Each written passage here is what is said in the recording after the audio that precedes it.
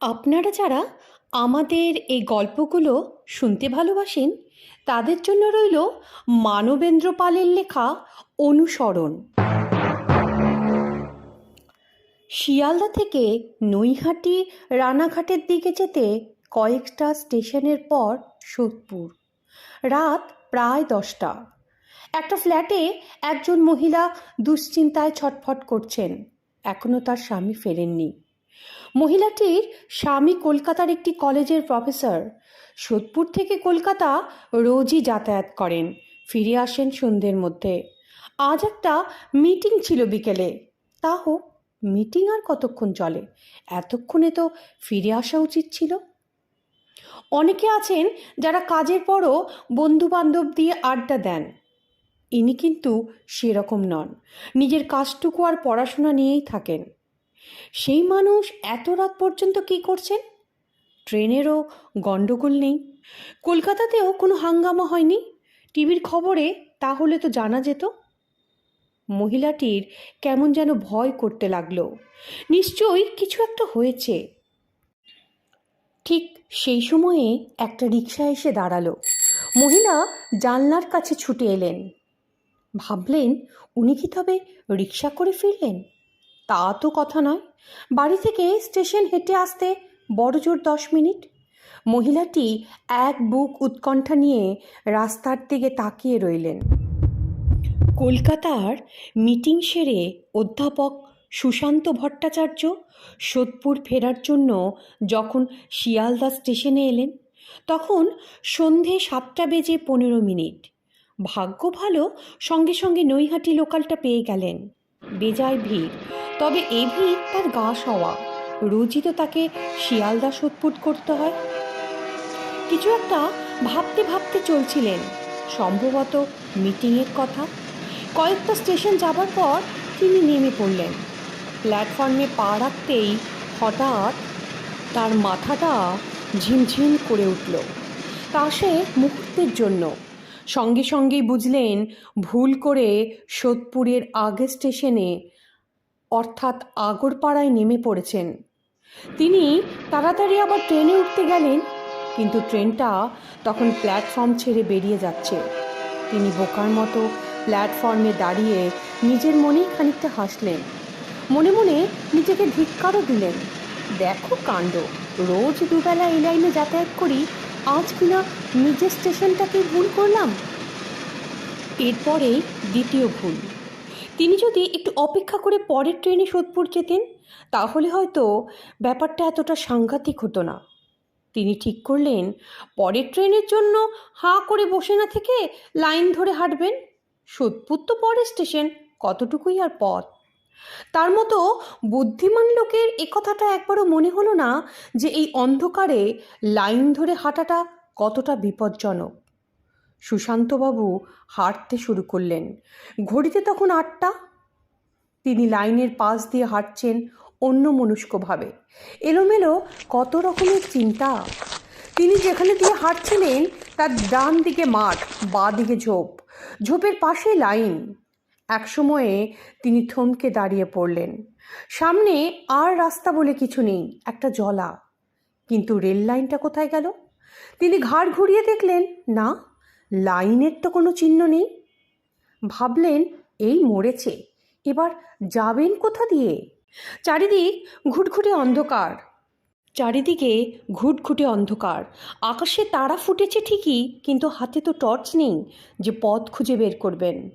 এতক্ষণে খেয়াল হলো, এই যে তিনি লাইন ধরে সোদপুরের দিকে হাঁটছিলেন, এর মধ্যে একটি ট্রেনও তো যেতে দেখেননি। আশ্চর্য! যাক, ওসব ভেবে এখন আর লাভ নেই। এখন কোনো রকমে সোদপুর পৌঁছতেই হবে, রাত হয়ে যাচ্ছে। কিন্তু কোথা দিয়ে যাবেন? পথ তো নেই। কাউকে যে জিজ্ঞেস করবেন এমন লোকও তো রাস্তায় নেই। ঠিক সময়ে তার চোখে পড়ল জলার উপরে কেউ একজন বসে আছে, গায়ে একটা সাদা চাদর জড়ানো। তিনি সাগ্রহে এগিয়ে এলেন। হ্যাঁ, সত্যিই একজন লোক মাথা নিচু করে বসে আছে। তার বসার ভঙ্গি দেখে মনে হলো লোকটার খুব দুঃখ। তার মাথা নিচু করে কিছু ভাবছেন। সুশান্তবাবুর পায়ের শব্দ পেয়ে লোকটা তাড়াতাড়ি উঠে চলে যাচ্ছিল। সুশান্তবাবু চেঁচিয়ে ডাকলেন, এই যে ভাই।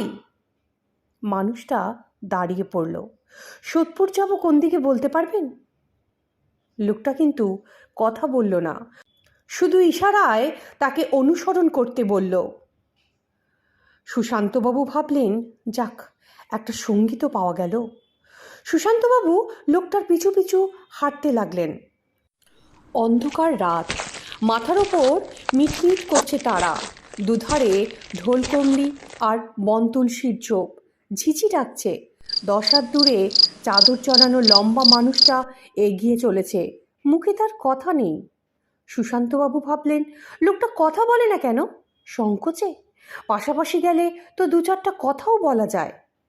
তখন এত সব কথা ভেবে তিনি আবার ডাকলেন, ও ভাই, একটু আসতে চলো না, দুটো কথা বলি। এটা কোন জায়গা? লোকটা শুধু ঘাড় বেঁকে সুশান্তবাবুকে দেখল, কোনো উত্তর তো দিলই না, বরঞ্চ আরও জোরে হাঁটতে লাগলো। সুশান্তবাবু ভাবলেন, লোকটা নিশ্চয়ই রসিক, ও কি আমায় ভয় দেখাতে চায়? মনে মনে আরও যে কত কিছু ভাবলেন তার ঠিক নেই। তারপর তিনি জোরে জোরে হাঁটতে লাগলেন লোকটাকে ধরার জন্য। ওকে তো ধরতেই হবে, নইলে এই অন্ধকারে কিছুতেই পথ খুঁজে পাবেন না।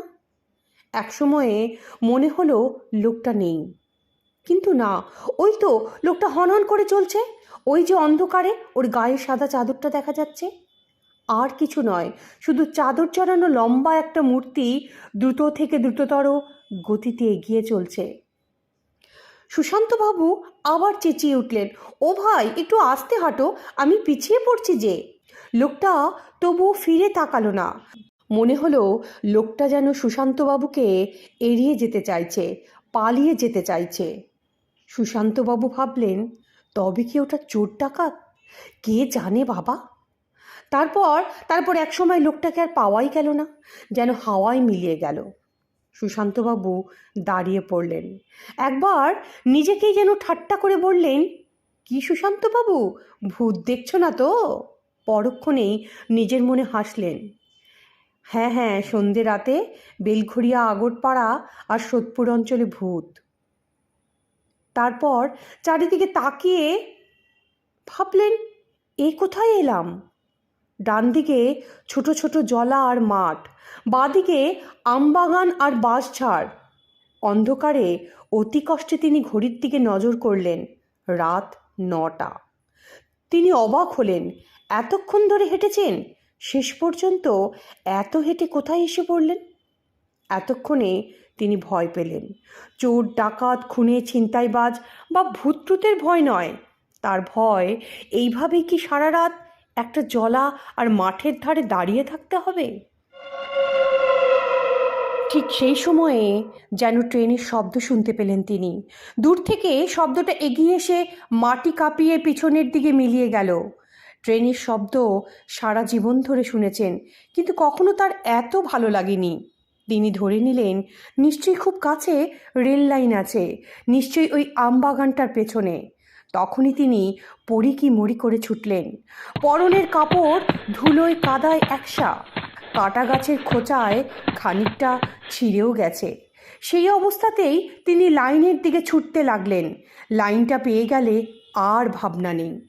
সামনে তাকিয়ে দেখলেন আপ ডাউন দুটো লাইনই চলে গেছে সমান্তরালভাবে। অন্ধকারেও ঝকঝক করছে লাইন। তিনি লাইনের ওপর এসে দাঁড়ালেন, দুদিকে তাকালেন, কিন্তু স্টেশনের কোনো চিহ্ন দেখতে পেলেন না। তবু তিনি লাইন ধরে হাঁটতে লাগলেন। অল্প দূর এগোতেই লাইনের ওপর সাদা মতো কি একটা পড়ে থাকতে দেখলেন। কাছে গেলেন, ভাবলেন ওটা কি।